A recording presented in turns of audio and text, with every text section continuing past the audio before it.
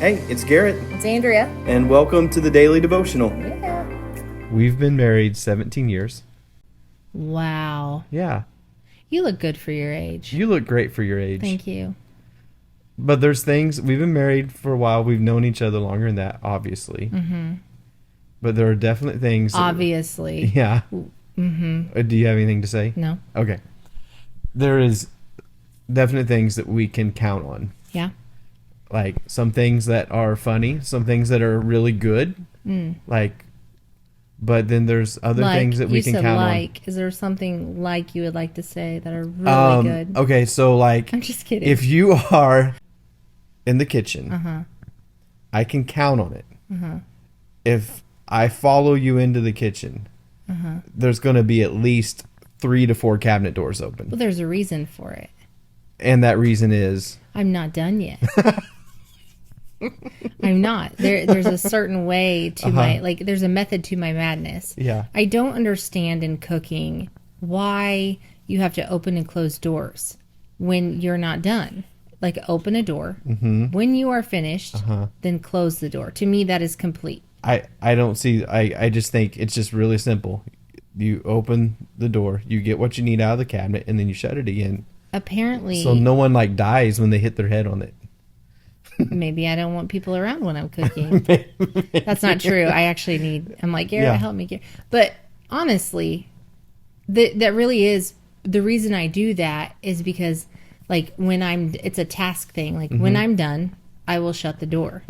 Because if you put spices in your food, apparently your food is bland, by the way, because you just unless you're just opening and closing the door. You know all the my time. Food's not bland. I at least put plenty of garlic, salt, and everything. That's true. I won't argue that. So anyway, but the point is, that's something that I can always count on. If you're working in the kitchen, there's cabinets that are going to be open. Yeah, absolutely.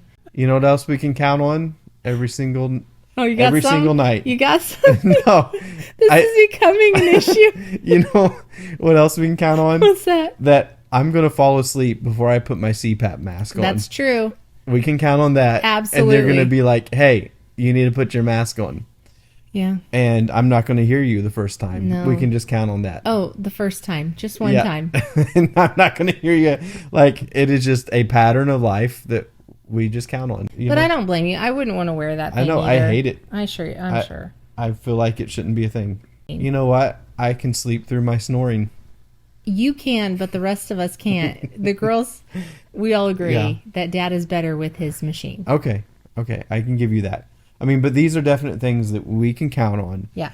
And it is kind of funny that it's really easy for us to pick out things like this, especially negative things or annoying things. It's really easy to pick out things and just know that that's just going to happen and we can count on it. And then when it comes to the things of God and the important things and the things of his faithfulness, and it's just weird that we just get in this place to where that faith's not the same. I don't know what to call it.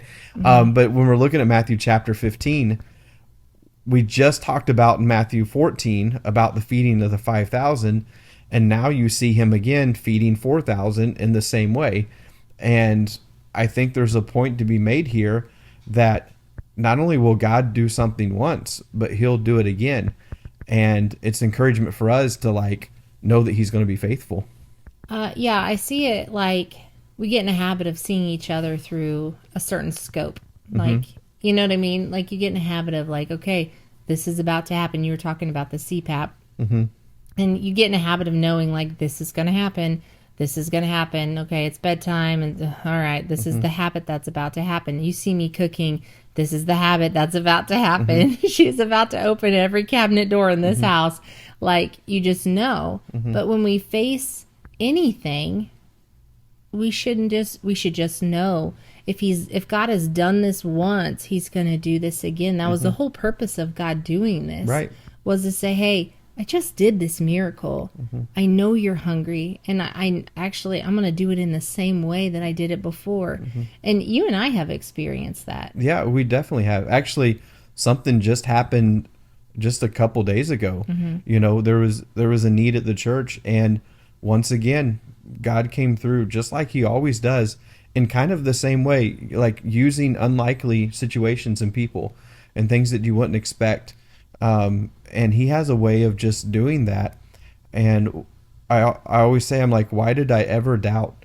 And I end up saying that a lot. Like, why did I ever doubt to begin with? Because he always just takes care of everything. And I know we've seen that a lot at the church, and then we get to see that just in our own lives too. Well, and I think whenever you say the church, it's important to understand that the church is a huge part of our lives, and we do carry the weight of that. So for us, our church doesn't just end from 9 to 5 for us.